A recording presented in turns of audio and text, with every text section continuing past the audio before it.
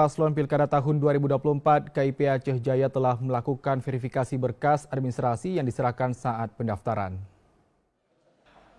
Komisi Independen Pemilihan Aceh Jaya telah melakukan verifikasi berkas administrasi bagi 4 pasangan calon bupati wakil bupati Aceh Jaya yang maju pada Pilkada tahun 2024. Verifikasi penelitian administrasi perbaikan persyaratan calon dilakukan KIP Aceh Jaya berlangsung sejak tanggal 6 sampai dengan 14 September tahun 2024. Semua berkas administrasi telah dinyatakan lengkap sesuai berkas yang telah diserahkan saat dilakukan pendaftaran beberapa waktu lalu ke kantor KIP Aceh Jaya.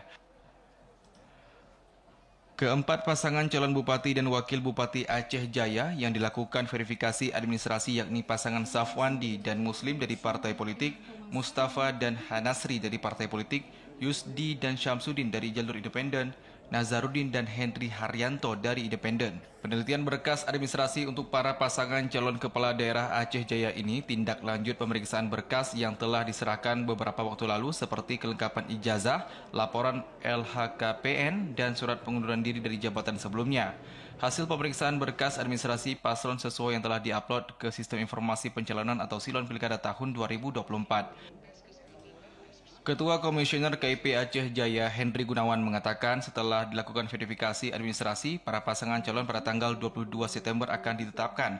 Menurutnya sesuai dengan berkas pengajuan saat pendaftaran keempat pasangan calon bupati wakil bupati telah terpenuhi, namun ada satu paslon harus segera melengkapinya, yakni surat pengunduran diri yang ditandatangani oleh pihak berwenang.